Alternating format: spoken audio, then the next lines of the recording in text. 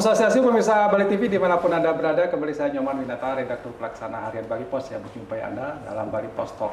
Kali ini kita bicara tentang pendidikan vokasi di Indonesia, dan saya mendapat kesempatan kedatangan tamu di Bali Pos ini dari Direktorat Mitra Studi, Kemitraan dan Penyelarasan Dunia Usaha dan Dunia Industri.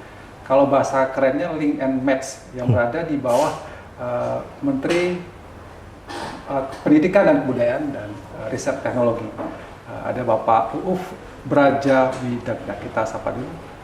Siang, Apa Pak. kabarnya Pak Uuf? Alhamdulillah baik. Sekarang ada di Bali, ada dalam kegiatan rangka apa nih Pak? Kebetulan hari ini ada rapat koordinasi tentang tim koordinasi daerah vokasi, dan juga tanggal 27 besok kita ada acara mendampingin Politeknik Negeri Bali untuk meluncurkan program ekosistem kemitraan berbasis potensi daerah. Mendukung TKDV juga, Pak. Tapi kalau kita, mohon maaf, mungkin di media juga baru pernah mendengar kata Mitra Studi gitu ya. Sebenarnya apa itu Pak, Mitra Studi yang berada di bawah? Mitra Studi itu sebenarnya kependekan dari kemitraan, penyelarasan, dudinya dunia usaha dan dunia industri. Nah, jadi kalau kebetulan saya juga sedang bertugas di Batam, Pak. Jadi saya orang daerah juga. Ketika terbentuk Direktorat Mitra Studi ini di tahun 2019, saya melihat 2019 ya? 2019. Saya melihat Kementerian Dikbudristek itu tidak lagi hanya berorientasi pada supply, tapi juga khusus untuk pendidikan vokasi, dia mulai berorientasi pada demand. Vokasi itu kan pendidikan yang mengutamakan keterampilan, keahlian, dan juga kompetensi lah. Mengutamakan kompetensi sehingga dia mestinya adalah pendidikan yang paling dekat dengan ekonomi, Pak. Iya. Dia langsung bisa bekerja, dia langsung bisa berwirausaha dan yang lain sebagainya. Jadi lebih paling dekat dengan aktivitas penciptaan ekonomi. Nah, kembali ke Mitra Studi, jadi kami memandang bahwa munculnya Direktorat Mitra Studi ini adalah sebagai pertanda bahwa untuk pendidikan vokasi, Dikbud ini sudah mengacu pada demand side. Jadi kalau bikin prodi itu ya bikin program studi, itu tidak hanya saya ingin mendirikan program studi ilmu komputer, atau saya ingin mendirikan program studi tatap muka, tapi dia mesti aware siapa yang mesti disasar, ekonomi apa yang mesti disasar, sehingga dia nanti bisa menyesuaikan kurikulumnya seperti apa, dosennya seperti apa, capaian lulusannya nanti seperti apa, dan yang lain sebagainya. Intinya ketika kita merancang sebuah pendidikan vokasi tidak clueless, tapi punya pandangan dia mesti nyasar siapa. Berdasarkan atas kebutuhan gitu ya. Betul, kebutuhan betul, pasar itu. betul. Berarti ya menyiapkan tenaga kerja yang memang betul-betul siap untuk Yap. Oke. Tapi tugas utamanya apa Pak sebenarnya Mitra Studi ini? Apakah dia lebih banyak ke industrinya atau lebih banyak ke dunia pendidikannya sebenarnya? Dua-duanya, Pak. Dua-duanya. Jadi karena kita membangun kemitraan, ada entitas satuan pendidikan, ada entitas dunia usaha, dunia industri, kita ingin keduanya selaras. Oke. Nah, kata penyelarasan ini yang jadi tugas utama kita. Kemitraan dan penyelarasan. Betul. Jadi tidak hanya bermitra saja tapi diselaraskan gitu ya. Harus selaras. Oke. Nah, untuk bisa selaras ini kan mesti terhubung dulu nih. Dia mesti bermitra dulu nih. Nah, mindsetnya adalah, tesisnya adalah bahwa untuk membangun keselarasan mesti bermitra dulu. Meskipun nggak selalu seperti itu, kan kita bisa saja berselaras dengan standar, kita bisa berselaras dengan sertifikasi internasional, kan bisa saja. Tapi itu yang kita pengen bangun. Jadi pendidikan itu tidak eksklusif. Kalau dia pengen menghasilkan sesuatu produk yang dimaui oleh penggunanya, maka dia mesti melibatkan penggunanya. Nah, dalam hal pendidikan vokasi, penggunanya kan nanti industri, sebagian besar, Pak.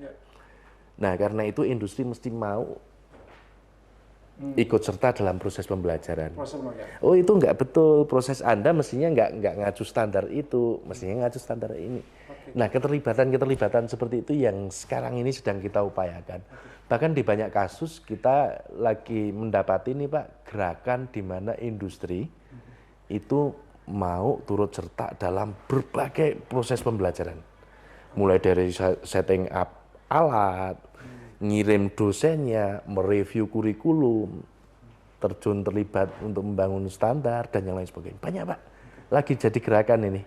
Artinya industri sudah mulai terlibat secara intens itu ya. Terlibat secara intens. Tidak hanya mengajar saya, tapi mulai dari setup awalnya juga kurikulumnya juga sudah. Betul. Jadi tidak hanya kalau dulu kan industri itu sebagai perekrut tenaga kerja. Jadi apapun yang dihasilkan oleh satuan pendidikan ya sudah kami terima gitu ya. Ngerekrut atau tidak. Ya.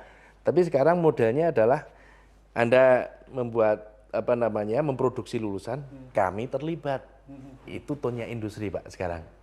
Oke. Selama ini dari dunia industri menyambut dengan antusias. Luar biasa. Apalagi dengan berbagai kebijakan pemerintah, ada Perpres 68. Di Perpres 68 itu mengamanatkan tentang pembentukan tim koordinasi nasional vokasi sama tim koordinasi daerah vokasi. Di samping itu di kementerian kita juga ada serangkaian transformasi pembelajaran melalui Merdeka Belajar, di mana program transformasi itu membuka sekat-sekat dunia pendidikan kita. Maka ini keduanya saling mendekat, antara Kadin juga luar biasa aktif sekarang. Maka sebenarnya dua entitas ini, industri sama satuan pendidikan ini sebenarnya saling mendekat ini. Mudah-mudahan nanti akan melebur jadi satu. Dan pendidikan vokasi mesti seperti itu Pak. Oke. Tapi kadang-kadang masyarakat juga masih agak awam dengan kata vokasi itu sendiri. Itu proses. Untuk hal-hal yang baru itu memang butuh waktu Pak. Kami membuka program studi diploma 4 atau yang sering disebut sebagai sarjana terapan itu juga tidak serta-merta dipahami. Butuh waktu, mungkin 10 tahun juga masih jadi waktu yang cukup untuk mensosialisasikan. Kalau bisa diperpendek. Oke. Menyinggung sedikit tentang kegiatan di Bali ini yang peluncuran ekosistem gitu ya. Kenapa Bali dipilih? Apakah memang ada kekhususan atau ada pertimbangan tertentu acara yang tanggal 27? Satu, kami melihat Bali relatif siap karena sudah ada TKDV-nya. Jadi rumahnya sudah ada, sehingga nanti kita program ekosistem kemitraan ini bisa langsung masuk sebagai salah satu aktivitas di dalam TKDV tersebut. Yang kedua, kami melihat aktor-aktornya juga antusias Pak. Politeknik Negeri Bali dan tim, terus kemudian Kadindanya juga relatif antusias.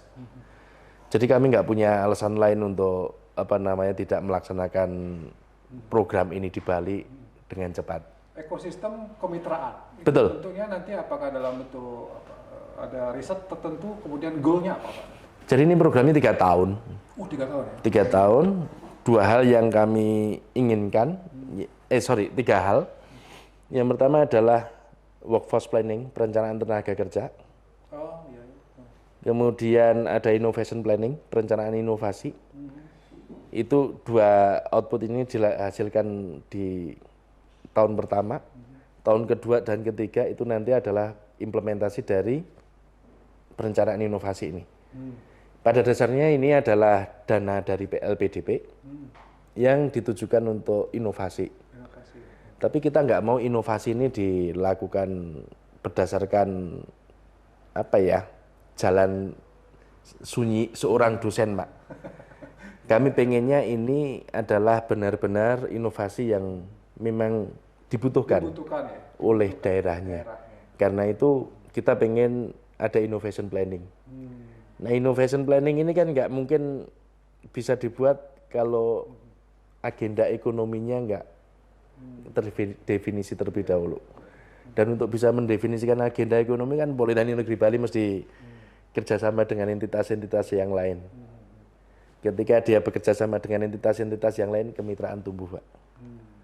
Dan ini mestinya nanti harapan kami akan sustain, akan lebih berkelanjutan karena dilakukan dengan interest yang sama, dilakukan dengan lingkup yang lebih clear, yang punya agenda-agenda yang sama, dan mudah-mudahan karena semuanya clear dan semuanya dalam lingkup yang sama, semuanya dapat benefit, Pak. Ya. Kalau semuanya dapat benefit, mestinya ini sustain. Gitu, Pak Winata. Tapi kalau misalnya implementasi real yang terwujud nanti setelah 3 tahun katakanlah begitu, apakah nanti mungkin ada program-program studi baru atau ada SMK dengan jurusan yang baru, apa seperti apa Pak nanti? Bisa jadi, Pak. Once kita punya agenda ekonomi yang disepakati bersama, kita bisa turunkan jadi workforce planning. Workforce planning kita nanti bisa melihat dan itu akan jadi koreksi terhadap peta yang saat ini ada. Bisa jadi mau koreksi gitu ya? Nanti akan terjadi koreksi. Karena yang data yang selama ini kami punya itu kan data supply.